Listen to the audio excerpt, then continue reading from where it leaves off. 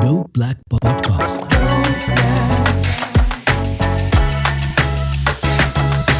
Dope Black. This is the Dope Black Dad podcast. My name is Marvyn Harrison. You may have not heard my voice on this podcast for some time. I think it's been about 6 weeks, 2 months, which in my world is very long. Dope Black Dads was birthed as my child, my ideation, my idea baby, and it's now evolved into something way bigger than I am, which is fantastic. And, you know, I took a break, but not really just take a break for some sort of grand reason. I really just wanted to put new voices on the podcast after 4 years of talking about all my experiences and challenges and observations on everything from race to mental health to social issues to child Q to, you know, fighting sankaras and meditations and whatever. I thought actually it'd be really good to hear from some new men, some new dads on their experiences and what's going on for them. They've been doing an incredible job. I actually now listen as a fan, which is quite new. And actually Marcus and Numa have been fantastic in keeping the baton going.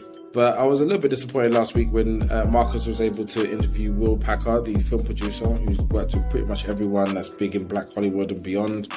And he's just got a film out called Beast with Idris Elba. And we spoke to him, which came out a couple of weeks ago. An amazing person. I was very jealous. I wanted to use my influence to kick him off the podcast for a week and take over.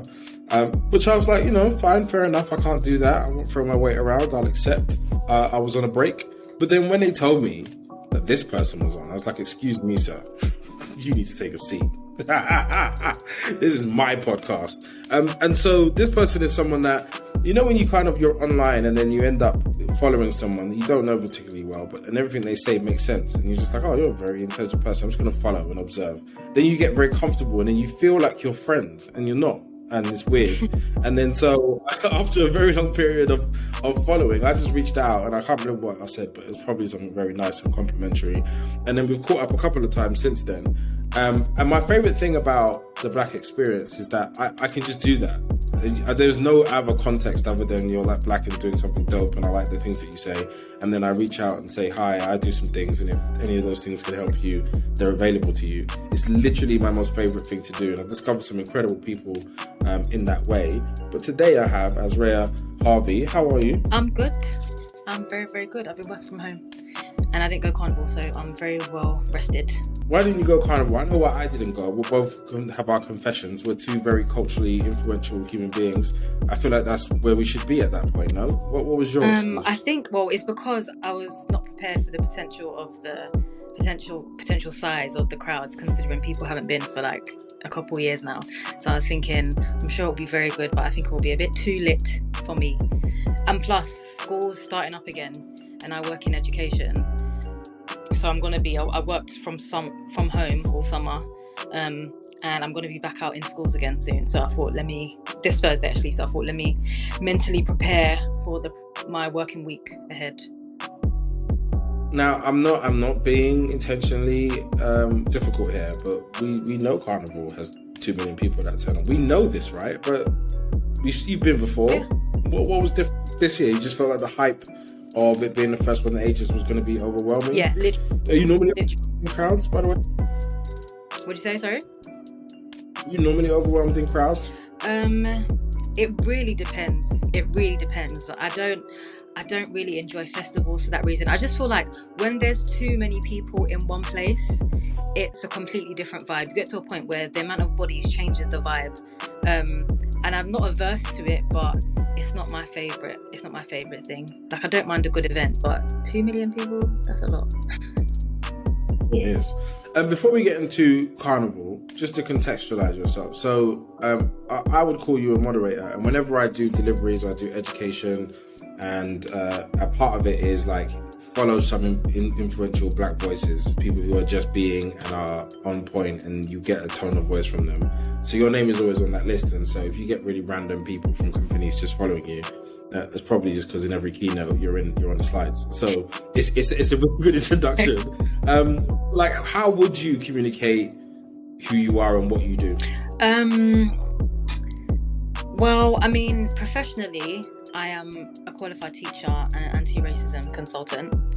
That's where my professional and academic experience kind of lies. And then outside of that, I would describe myself as a writer and presenter / moderator, like you said, I guess. I really do enjoy moderating, it's very fun. For those people who are not well versed in content creation and panels and events and stuff, what would you actually say a moderator is, and what's your gift that makes you a good moderator?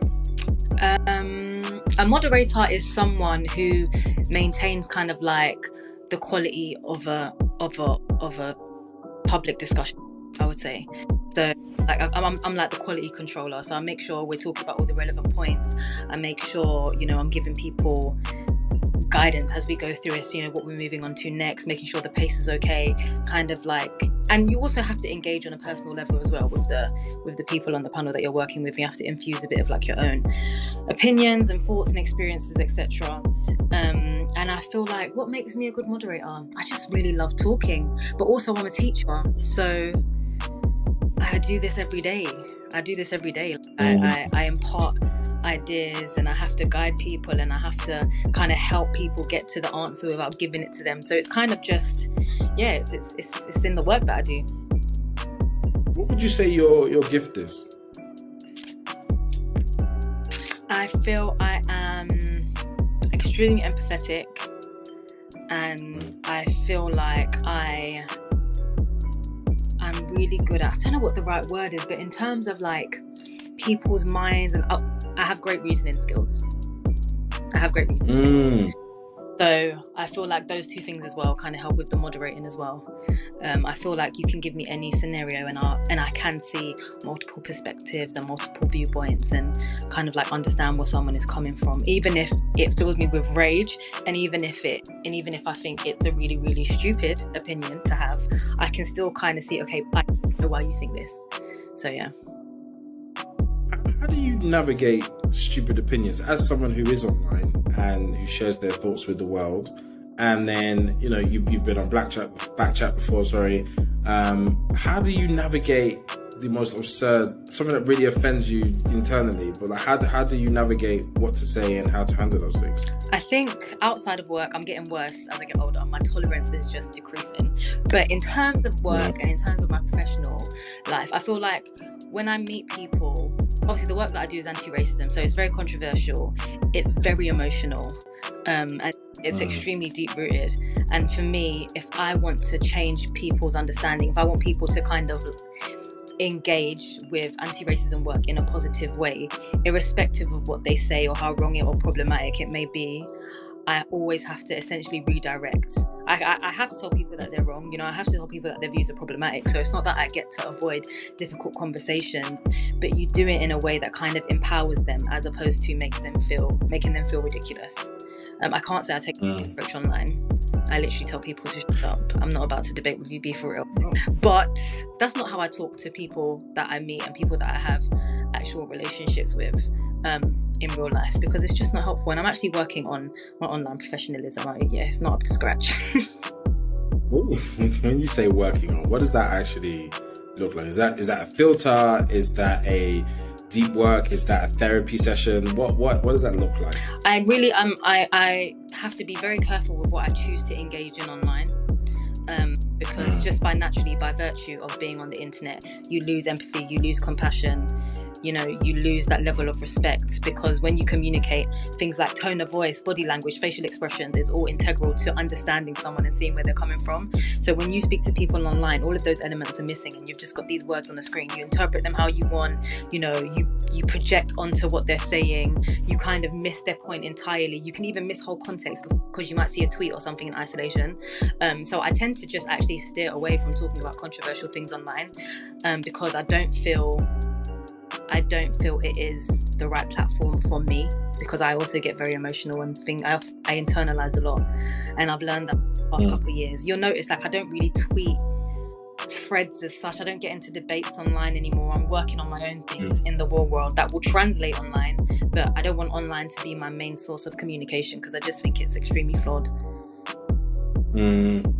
Correct me if I'm wrong or overstepping a mark here, but I think I saw something on one of your pages, I think it might be Instagram, about your body image, and that's an area which online is just a big conversation, and people don't have care when they're communicating it. They just get very personal, very directional straight away.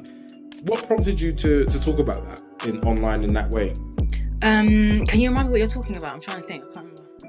I feel like there was something to do with body image. I think you were saying that you're bigger than you were a few years ago. You've learned to love yourself. Yes. I know what you're talking about. It was I just noticed how much weight I've put on, especially since leaving teaching. Whereas I sit down a lot more, and I'm at a desk a lot more.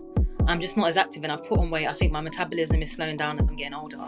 And I remember I used to naturally be really skinny, and over the past like 4 or 5 years, I've really put on a significant amount of weight. Like, you can see the difference in my body, and this is the first time I've got to it, and I thought, okay, I'm gonna have to start actually working to maintaining like a physique that I like.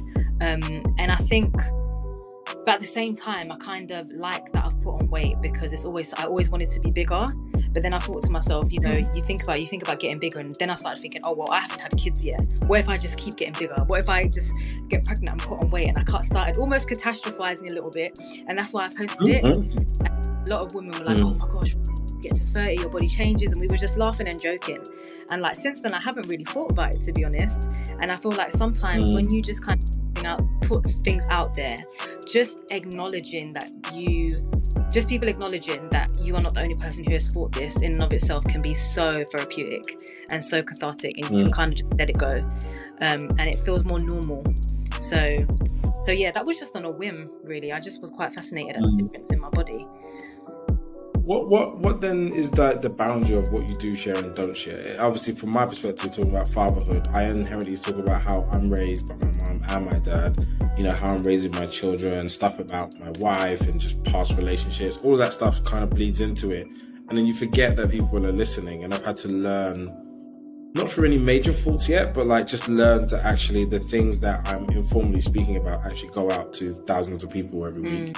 How do you create boundaries in terms of what you do share and don't share? I think about this a lot, and I think for me, like even when I look at my content, like I feel like it feels very intimate and it feels very personal, but at the same time, I don't divulge really private details about my life. That's not how it kind of works. I feel like if I have usually what I share because I'm like, I know other people think or feel like this. I know they do. I know it's not just me, kind of thing. Or I'm looking for that, being like, okay, this is how I'm feeling. I need someone else to tell me I'm not mad. I need someone else to tell me that this is completely common and frequent amongst whatever demographic, whoever it may be. And I feel I like to share things that I feel are helpful. So there have been times like I've spoken about, like relationships and about my relationships, but it wasn't about any individual. It wasn't about it wasn't about like intimate details of any particular situation. It was more kind of like how I perceive those things and the things I've learned from those things. So I feel like anything that I feel like is going to help other people or help myself come to grips with what I'm going through or what I've been through. So there's certain things I talk about in hindsight, like when I shared the fact that I got into the master's course of my choice. It was only once I got into that master's course where I felt, okay, cool. Because in my mind, I'm like, okay, cool. This is indicative of the fact that even if things do go wrong for you in a certain part of your life, for my example, it was like university and just that higher education, I'm coming out the other end. And I was quite proud. So many people DM me like I was going to do my master's, or I got rejected, or I wasn't sure, or I'm getting old. So many people. And I was really shocked by how much traction that particular post got. So when I see stuff like that, it just reminds me that everyone we all live in the same life, man. Just obviously to varying degrees at different times, but we're all living the same life. It's crazy. Yeah. How close are you to the little girl that was growing up and wanting to be something? Would that person look at you now and be like, I'm glad we made it, or what would the feedback be from that little girl? I think she'd say to me like, I'm so glad you're like finally being 100% yourself. And I say 100%. I think she would be happy with the growth that I've made. And I say growth, but really, I mean, almost like going backwards. And I feel like you're always evolving, you're always changing. But I feel like there was a point where I was so unsure about if my qualities were actually qualities, if my talents were actually talents. Was it only me who was perceiving myself like that? And I'm 100% still working on it every single day. I was literally watched a bunch of TED Talks yesterday about increasing your self-confidence, so I'm definitely working on that. But I feel like I'm the surest about who I am that I've been in my entire life. I just need to get that confidence now to be able to continue to share more and more and just do things that align with who I am. I feel like when I look in the mirror, I'm not confused when I look at myself, but I'm still working on how I present my true self to everybody else. But we're getting there. What was the confusion? You've been obviously on a bit of a journey. You've gone. I actually did search you as we were speaking earlier, and saw that you had a song with like Pepstar about 8 years ago. You had your own song a couple of years ago. So there was like an artist element. Is that part of you no longer present? So I wanted to be a singer from when I was like a tiny babe. I was a little girl. I always wanted to be a singer. I started recording first when I was about 19. I worked tirelessly for 2 years. Like I would record until 1 a.m. I would go and record after work. I'd get up, go to uni, go and record again after uni. I was recording for years. It didn't work out, and the stuff I was making was trash. But I tried that long, and after it didn't work out, I became really despondent and I kind of let it go. And then I started recording again. And then I was being really wishy-washy with that, and I put stuff out just a few years ago. I think 2018 maybe was the last time I put something out. And I done an EP and stuff, and I was recording, 2019. Actually, I'll tell a lie, 2020, February 2020 was the last time I performed. After I put out my EP, and I had a headline show, and I done it. And I just had to sit down and be honest with myself. I was like, maybe you wanted to be a singer when you was a little girl, but you don't want to be a singer anymore, and that's okay. Like, you don't have to feel like you've failed just because you don't want to do it. And I sincerely don't want to be a singer. I have no interest in being a part of that industry.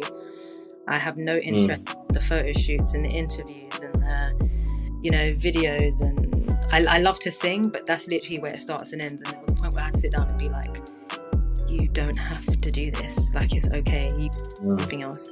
And so I'm really embracing that other stuff. And when I really knew that to be certain is when I got into anti-racism work, because the fulfillment and the sense of like accomplishment that I get out of doing that work doesn't compare to anything I've ever done before in my life. And that's when I was like, you can sing, but that's not your purpose. Basically, I was like, that's not what God's sent you here to do. So we need to start reevaluating. You mentioned your anti-racism work is very personal, and I do it also. I actually pull away from. I do less and less personally delivery than I ever have done, largely because I just found myself like reliving up things and having to go to therapy to remember, because I'm talking so much about very personal things. Like, so my way of delivery was always educational, but with stories in between. And give a context that relate to my life. And I just found like I didn't enjoy it when I took those stories out, but I also just found that I was really shredding myself constantly, like going to the core of all these memories, all these things that happened, all the things that I remember. And it just took a lot of processing. And I just remember being exhausted a lot. I found myself crying on a delivery one day to like a council, talking about council services and how important it is that like, minorities and marginalized groups can confide in their council and feel like they're not going to get evicted because they share too much. Like, they need it to be a relatively safer environment than not. And, and I could see everybody nodding. And I really just thought about what my mum probably had to go through. Like, I know most of her story, but I'm sure there's bits she just didn't tell me. And I was like, I'm sitting there crying on a Zoom call. And now everyone was very nice about it. I was like, this doesn't feel like a healthy thing to do, or a healthy space to be doing this. So, and that happened about 18 months ago, and I haven't really picked it up consistently since then. When you speak about it being a lot, what are the experiences that you face in delivering anti-racism? I think, luckily, because of the work that we do, we work in schools. A lot of the schools that I would say 90% of the schools that we work with, all of the schools that we work with approach us. So they're already engaged in anti-racism on some level, even if it's like minute, even if it's the lowest level, they are embarking on this. And even if it's just a small amount of people. It might just be the SL team, it might just be the head teacher. Someone in the institution wants to work on anti-racism, and so you always have that, well, most of the time you have that way in, and you have that one person who sees the vision and who understands, even if they don't understand necessarily racism, they understand why it's important and they understand why they need to do the work. So that takes a load off, because I was worried before I started that I would have to consistently deal with people being really ignorant, people being, you know, really hateful, saying really, really demeaning and degrading things, and just I thought I was going to leave places furious, but I don't. And I'm grateful that I get to work with people who, and there's always people who are, you know, going to have problematic views. There's always people who are not going to agree, who are going to be contrarian, you know, but for the most part I work with people who are engaged, and that is enough for me, because I see the change that we've made in schools that we work in, and I've seen how we've, like, you know, bettered the experience of the pupils that are affected by our work. And as draining as it can be, I have a great, my team at work are great, and you know, our well-being is always prioritized. And if for whatever reason I did need a break, if for whatever reason it was getting too much, I know that I could communicate that and get the time and space that I needed. But I think for the most part, the reason why it feels so fulfilling, and the reason why I can do it irrespective of how difficult it can be and how emotionally draining it can be, is because for as long as I can remember, I've wanted to do something that made a difference. And I know it sounds so cliche and everybody says it, but literally I don't do anything unless I feel like it's making a difference somewhere, somehow. I can't stay tuned in. I can't stay focused. I can't concentrate on something. So I need that element if I'm going to excel at anything at all. And so that just works out really well for me, because it means that I get to do really, really important work in the process. And I think that's probably what keeps me going, the fact that I know how desperately this stuff is needed, and I know that I have the ability to do it. Mm-hmm. We were talking earlier about Carnival, and we said that we both didn't go. You were just observing the sheer scale of it and probably the insanity that would probably ensue, and how hype it would become. I'm abroad with my children on summer holiday. I think my excuse is better than yours. I'm just saying. It just feels like I obviously I'm watching everybody's feed. My friend Jason Black, who has an agency called Home, he's got this amazing flow, and it looked so much fun. Everybody was, you know, looking like they're having a great time. I saw a bench jump float that looked really amazing. It looked like, by and large, like it was more fun.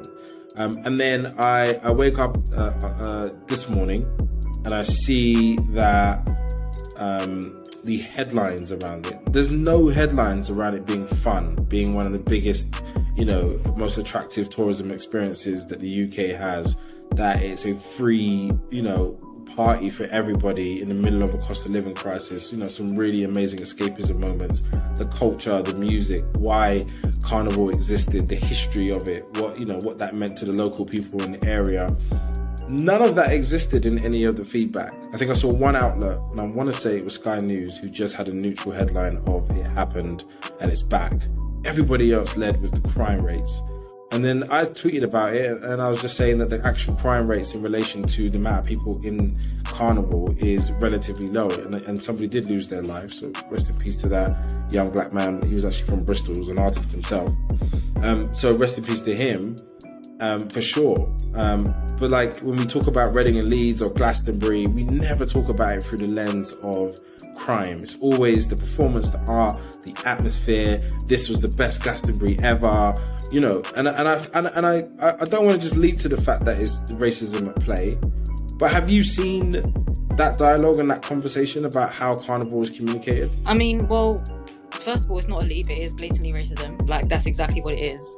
And yeah, I've seen the negatives. To be fair, I'm saying I've heard. My mum has been, you know, shouting up to me from downstairs, telling me all this stuff that's been going on. I've been working all day today, so I haven't actually looked, but I did see the information and the details about that young man, and it actually broke my heart. And that's another reason why, again, I'm very careful about what media I engage in. Like, that particular story is probably something I will look up just because it's very relevant for the work that I do. And when you can accumulate these stories to present to people, you know, you have like you have stronger leverage when you can give them real world examples that is happening right now. So I'll definitely engage with that. But whenever I see stuff like this, it actually used to be my Twitter name. Literally everything is about race. Like, if you want to talk about a certain food, if you want to talk about a certain music, if you want to talk about certain style, if you want to talk about certain like political policies, ideologies, etc., we can find race somewhere in them, because it's so insidious. Like, the systems that we work on are literally, this country is built on racism. So many countries are built off the back of racism, and so, as much as I know people are, we don't want to make it about race. We're not making it about race. We're not leaping to it. It's race. It's racism. The way that they, and a lot of this as well. One thing that I learned during this anti-racism work is, a lot of the time, this stuff is so ingrained and is so deep rooted. These biases are so implicit. So one news outlet has this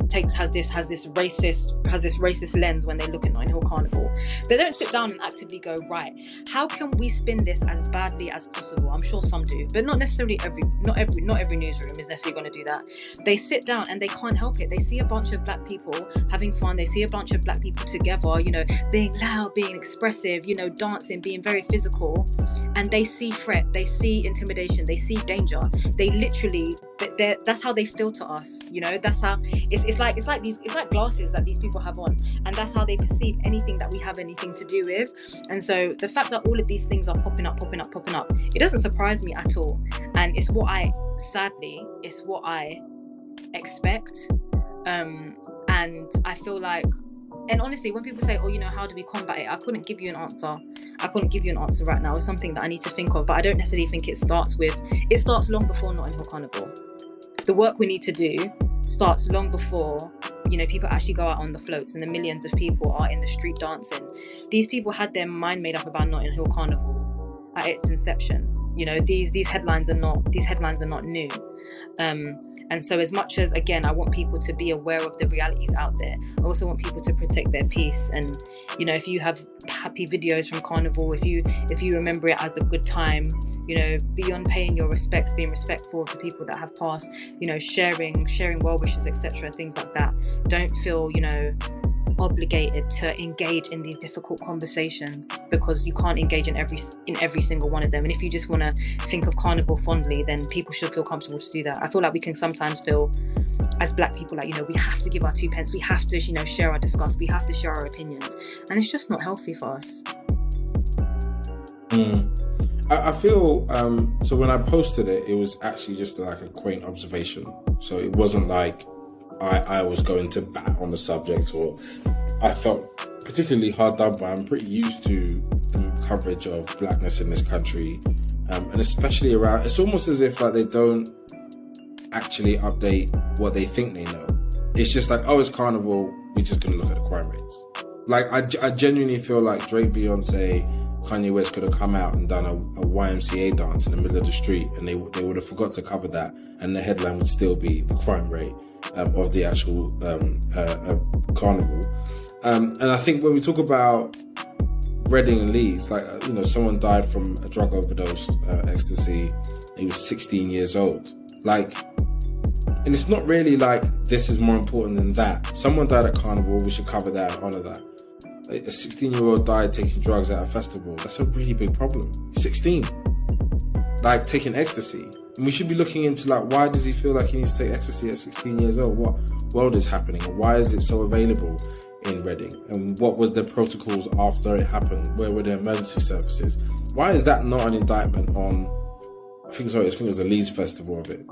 I just feel like it's it's almost like a pre-written script, and then I think when you get into the script, you end up adhering to their narrative of whatever's going on. You end up abandoning your own mission to fight their narrative. And it's a bit like when something goes on with Meghan and Harry, and that they don't even bother to even consider, does it make sense? They're just like, the podcast was a failure, but then it's like the most listened to podcast in the world. Like right now, it's like number 1 in 10 countries. It's just stuff like that. It's just stupid. And so a part of my probably evolution of speaking on the black experience is to really choose my battles, and be more considered when I speak because I already know what the challenge is, and unless I'm inside these organizations or in these spaces to make that direct change and have impact, sometimes just the platforming of it can just be like unnecessarily distracting. Do you have a view about your contribution to it now than you did maybe 3, 4, 5 years ago? What do you mean, the conversation about Carnival? Conversation around the Black experience. I mean, I do this Monday to Friday. So for me to finish work and to come online and to speak about it even more, I'm playing myself. And because I know I am doing it Monday to Friday, I don't need to prove to anyone that I'm doing it. So if you're not satisfied with what you see from me with regards to anti-racism, that isn't my problem. So, but at the same time, if there's an opportunity and I feel like I have enough of a purview to make, a valuable contribution to the discussion, then I absolutely will. But I also need to be careful not to isolate people, because at the end of the day, I have these discussions in certain places. I still have to go into these schools and I still have to convince these people that this is a safe space. They can maybe share some of their problematic or uninformed opinions, and I'm still gonna give them, respect, and I'm still gonna, allow them their dignity. And so I have to be careful in that respect. But I definitely know now that this anti-racism stuff and just championing and empowering, Black people and all people to be better and to make the necessary change, I'll probably be doing it for as long as I physically can, because it's just such a huge part of me now. And I've always been very forthright with regards to my Blackness. It's always been very, very important to me. But I think as I've got older, emotionally as well, the way I am, like my actual temperament emotionally, with the way I am as a person, doing this work aligns with that as well. And I've invested years now into, educating myself on the topic, and I've still got more to do. But I think now I'm in a place where I feel confident to decide exactly when I'm going to talk, exactly when I'm contribute, and when I say no, actually I'm not going to, I don't feel like it and I don't have to. I feel like sometimes you can get into a space and start to feel, especially if you're online and you're a content creator, that kind of thing, you're like, oh my god, this is an opportunity, oh my god, I have to talk, oh my god, they're expecting me to say something. And I never want to put myself in a position where that's what drives me, that's what compels me, because I feel like that's when you start making a lot of bad mistakes. It's funny watching the other side of it's almost like everyone goes on this bell curve of they come in and they have very little engagement, very little voice on a particular subject, and then they start hitting this curve of momentum. Then they hit this peak where it's everyone comes to you. And I don't want to say anybody's name because I don't think it's fair, but there's some people who just they come out of nowhere and they have a really great idea, or they have a really good delivery on a very particular focus in an area, and everybody leans in on that subject, and then people then expect them to be the answer to that problem. And then after a while, their clothes start getting better, and they start buying designer clothes, and they get more haircuts than they did before, and they're taking pictures with different people now, and it's just it almost as if the easiest way to stop a movement is to fund it, is to start giving it money. Then everyone starts becoming really conscious of whoa, because I've got a keynote speaker at JP Morgan in 6 weeks and I don't want that to be cancelled because that's a really big thing. That would take me to another level. And then it's all right, then you're on Good Morning Britain, and then you're on, all the different platforms that you elevate through when you start getting a tone of voice. And then quite seriously, quickly, you become not really about anything. And this is why I always want to make sure I have a actual job and purpose in it. It can't just be to speak about it. I actually have to roll up my sleeves and do the work, which is why having, an agency that focuses on marginalized voices and using those insights to, help change or help companies with that, and then an education and training company is me being proactive about the thing that I care about. But if I just had to keep talking about it, it's only a time before I just start making mistakes and I'm disconnected. How connected? Running out of things to say, because if you insist on talking about something, you need to be reading on that something. You need to be actively like engaging with that something. You can't just be like, oh wow, people really really want to listen to me talk about this, and then not spend any like. I started doing this anti-racism work, and I thought, okay, cool, I want to do this, but if I want to do it, I'm going to do it very well. I was like, I have to go back to uni. I have to get my master's because I have no choice to do it, because that's the only way I personally am going to feel confident continuing doing this, because the more I do it, I can see myself going from strength to strength. I can see myself getting better, but eventually I'm going to be hit with an opportunity and I'm going to be shaking, because I'm going to be like, okay, I'm not on this level. And you know, some people take it and they wing it and they do perfectly fine. I'm not that person. I'm not a blagger, like, at all. Like, I just do not do well in those kind of situations. So I said, I need to go out and I need to educate myself on this, so that I can confidently stand in front of someone and say, do you know what? No, you're wrong, and I'm gonna tell you why. And here's my credentials. Do you know what I mean? Like, I'd like there to be that official element. But you know, activism and philanthropy and, you know, equity, all of that stuff is lucrative now, baby. That's gonna get you money.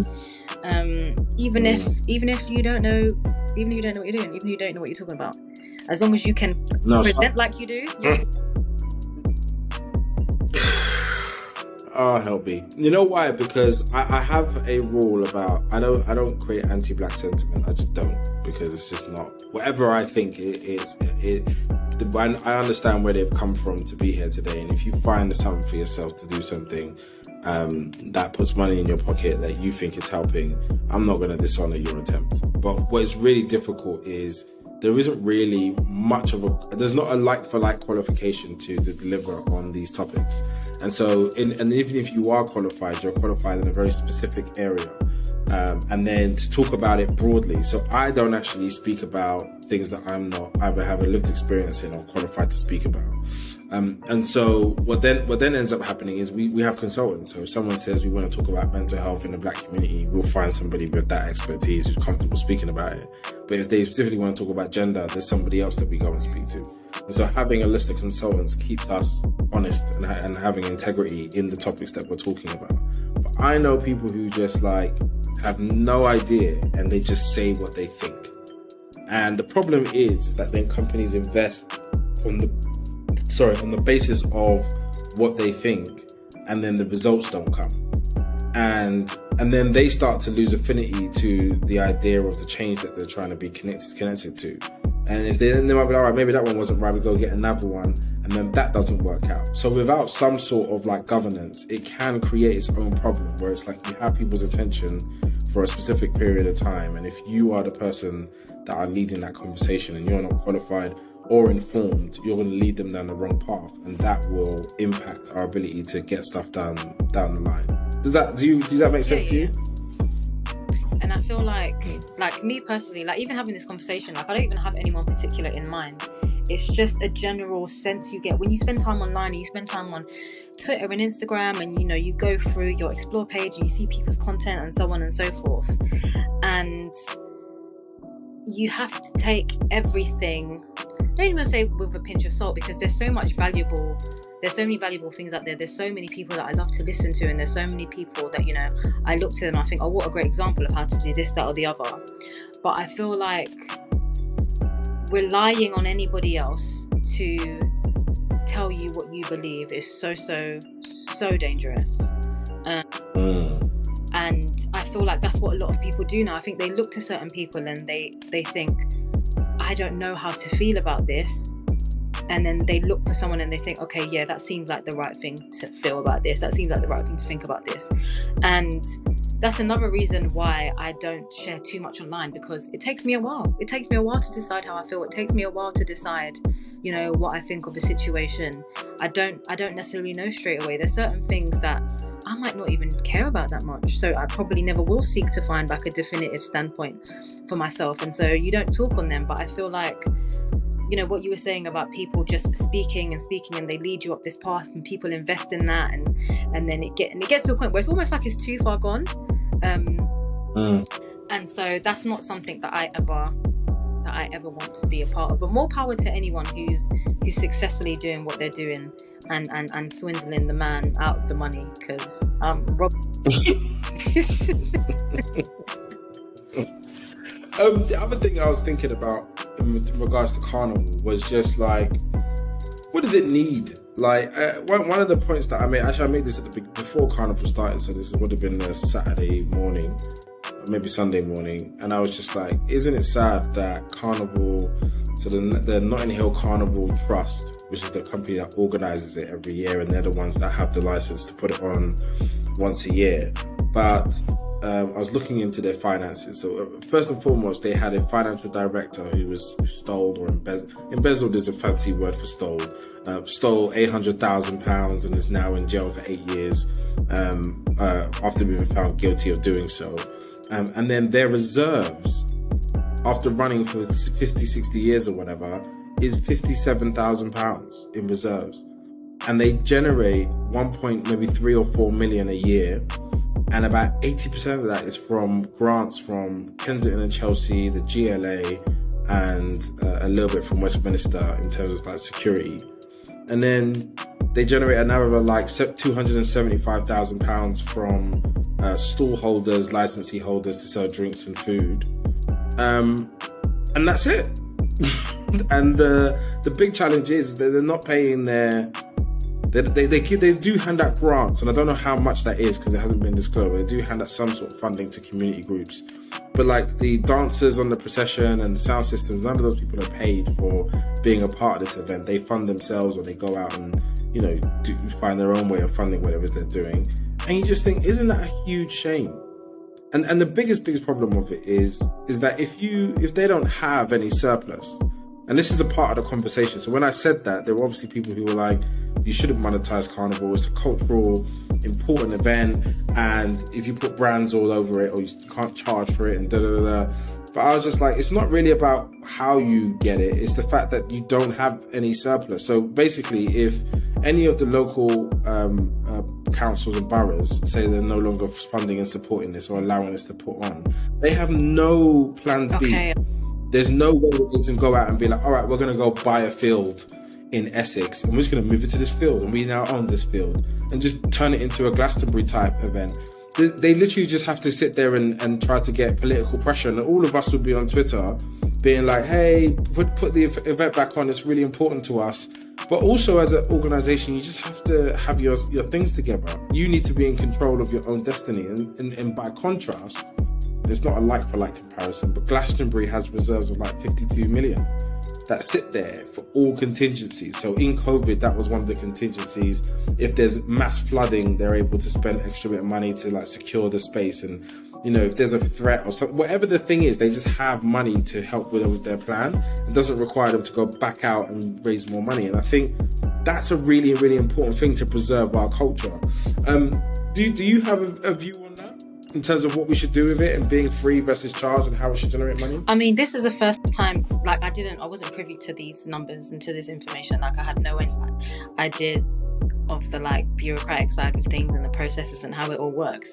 But I think one thing, like it really, really is a testament to how important this is to people. The fact that these people are running it year in, year out with £57 in reserves, and the fact that people are yet to push like the monetary gain as like the main thing. I feel like it's just so indicative of how integral Notting Hill Carnival has become for like so many demographics in the whole country, really. But I don't know. It's kind of upsetting, because the thing that struck me is if they want to take it away, they can literally take it away. That's the thing. And you know they love to take things away. And with the way the country's going at the minute, I really wouldn't be surprised if they done that within the near future. And I feel like in terms of Carnival and things like that, I feel like community engagement again is so important.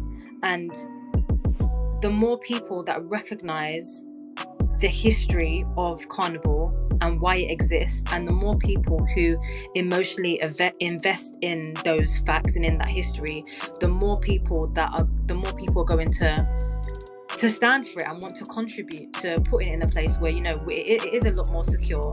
Because that, as it stands, some people think it's just a party. Some people think it's for Black British history. And so emotionally, you're not really invested. So, but if you can really invest in kind of like the roots and why it was here and why it's so significant, and if that education is more consistent, because I feel like the more years that pass, the less and less people kind of understand what the point of it was, and the less and less people understand the point of it, it will be so much easier for people to diminish it to just, oh, it's just a party, it's not that important, or it's too dangerous, or, you know, the trade-off isn't important enough.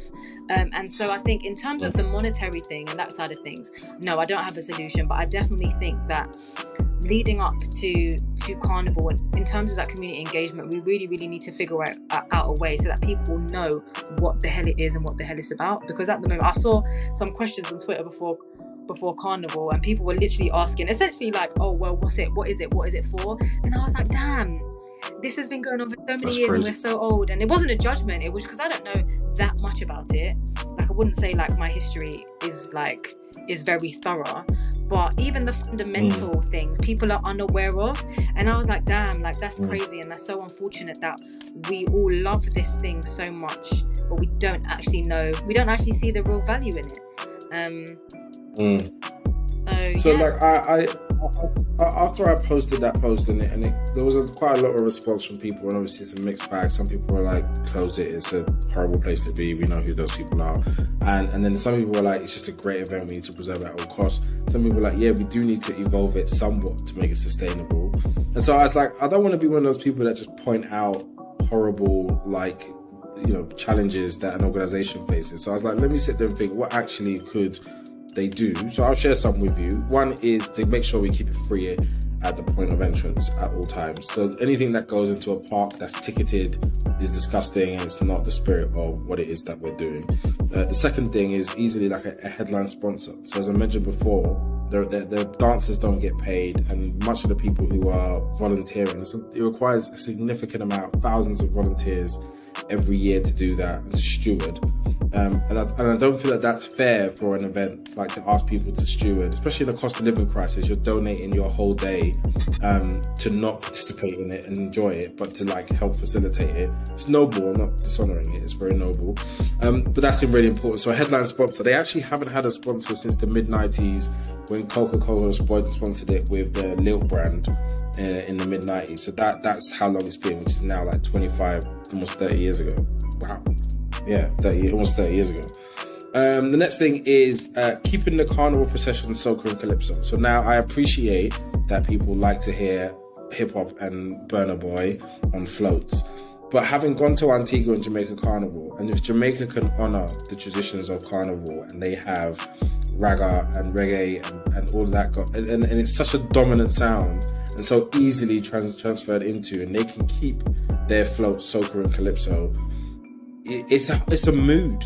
It's so hard to be angry while dancing to calypso and soca. Yeah, I feel like the people who are arguing for like the other genres, I find it a bit disrespectful. I do find it a bit disrespectful, just simply because, no, do you know what? I don't even find the argument disrespectful. I find people's tone disrespectful. People have been quite condescending, and they've reduced it to things like jealousy and being haters.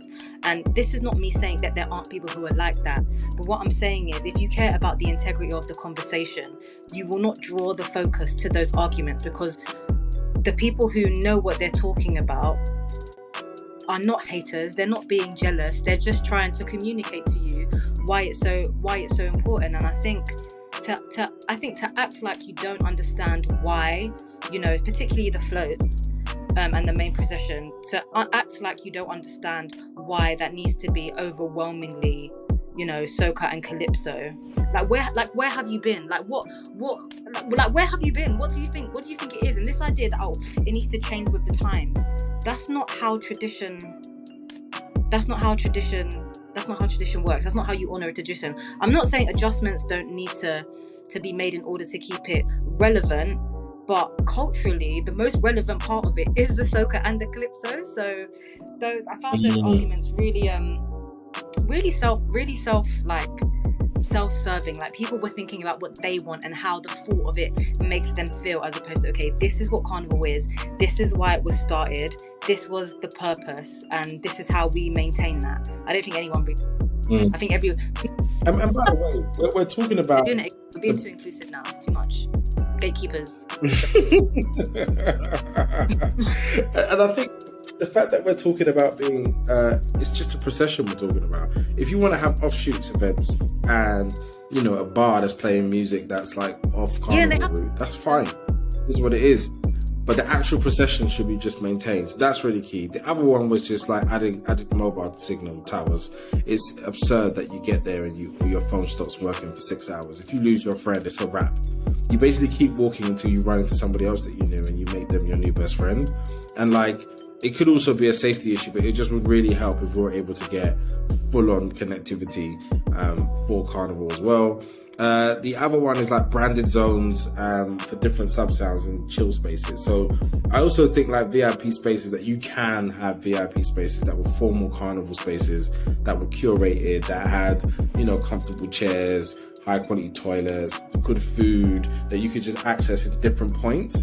Some people would just pay for it. I think I would, for the comfort, just to know that my toilet wasn't being used by 9,000 people in the last hour and a half. That would make me feel better. And some people would be willing to pay. And I don't want to make it cost for everybody, but if you are open to doing it and it's your thing, I think you should be able to. I also think the parents and children zones, like I think a lot of parents would avoid Carnival, and while they go to it, there's a lot of them, but there's some who would just be like, I don't want to go because it's just a logistical nightmare. But the things you need to carry with you when you have a child, and you need a safe space to change them, feed them, you need a rest space, you might be tired, and I don't think those spaces are facilitated, and it's so raw when you're there. It's just kind of like dance or get out of the way. So it doesn't really like include that kind of safe space for especially very young children or parents who are a bit more like vulnerable or fearful. So actually having zones and spaces for parents would be a nice value, and also disabled people as well, just to get a respite. The other thing was charging stations. The idea that like you just have to go to buy one of those terrible things from the thing that normally explode when you charge them overnight. But like the fact that they don't have formal charging stations is a missed opportunity. For football with that many people in one place. Well, like I feel like if you, like, I wouldn't suggest that you have to leave your phone there, but like you can hire charging stations that you can just sit and stand by your phone. Because if you lose your phone or your phone dies in Carnival, that's a wrap for your Carnival, unless you luckily run into something or someone else again. Yeah. And it's just the idea of being disconnected. Like I remember my sister. That's a part of the that's a part of the experience, not having reception and losing your friends. It's character. Love. Character building. I love that. The thing is, that's a part of it. Whereas I feel like you and I probably know enough people where it's like, and you'll go and then there'll be someone you know and you're with them for half an hour, then you meet somebody else for half an hour. Yeah. So I think we get away with that. Most people don't have that luxury. Their three friends that they came from Nottingham with are the only three friends that they know in Carnival. So that was another thing. The other thing was just about live streaming it so the world can see. So it's a bit like it becomes the thing that people get to watch and observe, and like zooming in, people having a good time. I think people would love just to watch the bits and bobs of Carnival as and when they're happening. And then the other one was just like, again, an app that allows you to like find your friends. I have this thing about losing friends. Clearly there's some trauma there, but like an app, having a Notting Hill Carnival app where it's like, this is where you're going. Like, I live in London, I still don't understand West London. And every time I go there, it's a traumatic experience of feeling like, I don't even know where I am. Where are you? I'm by a building, it's dark brown, with like, it's residential, there's a bus stop, and everyone's just looking around like, I don't know where you, and they could be 3 feet away from you, you just don't know. So having an app and being like, this is my group of friends, and like, they are forward 30 yards and left, and I will find them, would be an incredible experience that people would love to have. Also, just where is everything? I remember going to Carnival and every year trying to find Rampage and never being able to find Rampage. And that just became like a whole thing. And then by the time we found them, we had split into tiny groups, and it was dangerous. So it wasn't a good idea. So yeah, those things for me. And I think also the last thing is like letting police officers continue to engage. I quite like them winding up and vibing and moving their waist. I feel like being connected to our community, it shows that they're human beings and not just there to cause headache for everybody. And the fact that they had a mandate to say they're no longer to participate is typically the most British thing ever. So that's disgusting, because the same government will approach organisations and be like, how can we make the police more relatable to young black people? How can we diminish the hostility between, the ethnic minorities and, the metropolitan? Suck my ass. If that's one thing I would never work with, it's the police. Never. Yeah. We have a list of people that we've tried to have a conversation on, and we're just like, we just have to say no. It's not workable. It's so institutionally what it is that there's no way of finding a positive outcome. And you're gonna come at us for what, or you're just gonna be used. They'll take a picture with you and be like, we had a sit down with Marvyn Harrison, and then they'd be like, we ain't doing shit. We're still racist, and the new commissioner's white, older male, and it's like we've seen it before. So I feel very strongly about the police state. So I'm trying to move from a loving place in my opinion. I'm trying. That might be an intervention. It's not healthy. I'm here for interventions. I've run a couple, and they've done very, very well, and we've healed. Yeah, hard no from me. In fact, I don't. Look, intervention. I'm fine. No, we're going to do it anyway, because you've already asked now. So it's just going to happen when you least expect it. You're going to be coming home with a cup of tea, putting your feet up, and I'm going to bring everyone around and a couple of police officers and be like, how do you really feel? Share with people. I could search my name on Twitter, and the amount of times I've said I could never in this lifetime or the next ever be with a police officer. Just randomly, I just think about it and I just feel so compelled to communicate. If anyone's forgotten, I still could absolutely never ever deal. You said you couldn't be with. So basically, the guy is tall, handsome, Michael B. Jordan and he works for the Met, and you're like, no. Yeah. What? Okay. I feel like there's a whole new podcast about your aspirations for love and what that looks like, because I feel like that's because whatever you pick here, there's going to be a part of his life that is unworkable. Yeah. And this is what I accept as well. Not you being a police officer. No, I feel like that's low on the rack, because we're dealing with people who are absolute blood clots, and then you're like, police officer, and you're like, it's going so well. Okay, don't tell anybody you're a police officer. I couldn't. I just feel like the work that I do, just knowing how, and don't get me wrong, I know there's good police officers, blah, blah, blah. I know there are. You don't even believe it. I'm not burdening myself figuring out which one you are. And I also find, do you know what? We're gonna go off track another time. As a black woman, why do you want to be a? Let's talk about that. Let's unpack that. I felt that. You know what it is? As you were speaking here, I felt a person coming out, and there's an energy that was shifting. It was a whole new thing. We do need to unpack that. On a definite podcast for you sure. You could definitely get a black officer on the podcast, and we can talk about it. But because I've never actually spoken to a black police officer. I don't think I've spoken to a police. Are you serious? I don't. Not that I can never sat down and had a conversation with one. No, I don't meet them very often. And we need to do another episode, because I don't touch them. Be like, so why did you want to do this? Because I just assume people are megalomaniacs when they want to be police officers. How can you professionally look for people's trouble? You wake up in the morning, you leave your house to just look for problems. How can that be?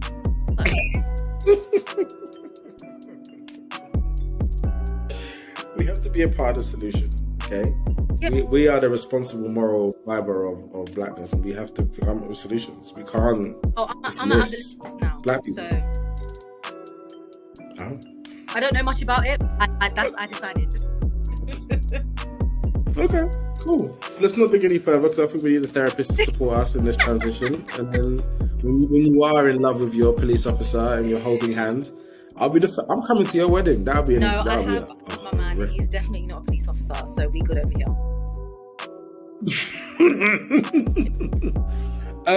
Brilliant. Do you have any final words on Carnival? And also tell us to everyone where we can find you and hear more about the amazing things you're doing. Carnival. I hope that is somewhere that still exists, and I can be like, I can take my kids on a Sunday. I don't want to see it go anywhere. That would be really, really, really devastating. And also just think about how we can, events and such around Carnival, like after parties and so on and so forth. How can we make those more? Because Carnival, obviously, the way it is right now, it's not particularly accessible. So what can we do to make things more accessible, for people around those times? But a live stream is a fantastic idea. That's a brilliant idea. You can have like Carnival parties, but you can go and enjoy without having to actually be there. So yeah, if you ever want to make that a reality. You would have attended on that basis. That'd have been good for you. Yeah, that. but yeah, that's it from me, man. I just hope. I hope everyone looks for me on Instagram and Twitter.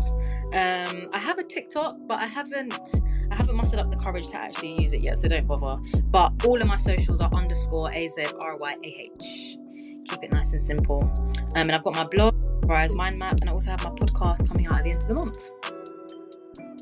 Amazing. Looking forward to it. You should definitely get on TikTok. I've already got 1.1 million views on something I've done, and my life changed. I had to get a new agent. Yeah, I've been thinking about how I'm going to set it up in my room, but we'll see. I'll do the podcast first, and then we'll talk. I'm looking forward to it. Basically, I just when I see people that I like, I get in touch because I want to see stuff. That's basically it. I want to see you on TikTok, so I'm just like, what do you think about that? That's basically why it works. That stuff today with my laptop really scared me. We had some technical difficulties at the beginning, and so I need to make sure my laptop is actually like suitable for recording this stuff. But yeah, we're gonna have to send you to Curry's because Mac is the only thing that I trust. I won't even tell anything else on because there's no point. I just don't believe in. Yeah, I only got it this year. I only got it a few months ago. It's 2021. What? Then clearly you're working too hard on it because whatever was going on was a magic. I'm thinking it may be because my laptop has been plugged into a monitor all day. Then I connected my webcam through my monitor. Right, okay, you overloaded it. Plus 900 browsers. I'm hoping that's what it was. Yeah. And if I just use my adapter thing, it will all work. So fingers crossed, because otherwise there ain't gonna be no podcast. Cool. Brilliant. Thank you so much. I very much appreciate you taking time out. It was a great conversation. We're going to find a police officer and we're going to trigger you some more on the podcast, and we'll look out for that. Time, date, I'm there. Because there's a lot I need to unpack. I need to work through this. I really need to sit down and, let this out. We may have to get a therapist to help us mediate as well, because what I can't have you is just launching into a police officer while I'm there and they have my email address and my detail, my company number. I'm just saying, I have goals in the future. As long as you don't get smart with me, we good. Oh, wow. Oh, okay. Well, we might put that under a brand new Let's do it on your podcast. You know what? No, I'm not joking. Thank you. Because I'm outlining my next episode tonight before I go to sleep. I need a police officer. A black. I'm here to help. And I will happily join for that purpose, but maybe my softly warm mediocre platform is not the right place for you to yell at a police officer. My police officers I have a different fear. I have a fear of avoidance, which is leave me alone. I don't care what you have to, just leave me alone. Someone reached out to me and they were like, "Mum, we love the work you're doing." I can't remember what it was. I think it was safety around women, and I was complaining just about the conduct of police officers, and they were like, "Mum, we should definitely talk about this." And I was like, "Look, I'm gonna be honest, man. I feel like you could help and it could be useful, but it's not for me. I'm not the person. I'm too traumatized. I've lived with you for way too long in my teens and early 20s, and I don't want to hang out with any of you." Just to keep it real. It gets like that. See, so we're basically on the same page. We are, but I'm avoided. You are confrontational. I'm avoided with it. I don't confront you. I would love to know what compels. Sincerely, I would love to know the process. What compelled someone? At what point in their life did they decide they wanted to be a police officer? And how much of those altruistic and good intentions? How easy is it to maintain that once you actually get in? Because it's an awful institution to work for. Horrible. So, yeah. Okay. Cool. Well, thank you so much. I really appreciate you taking time out, and hopefully people follow you and continue this amazing conversation. This has actually been the longest podcast I've done in probably about a year and a half, so this is also really good. I haven't broken the hour. I can really talk. Appreciate it. No. We both did a bit of that.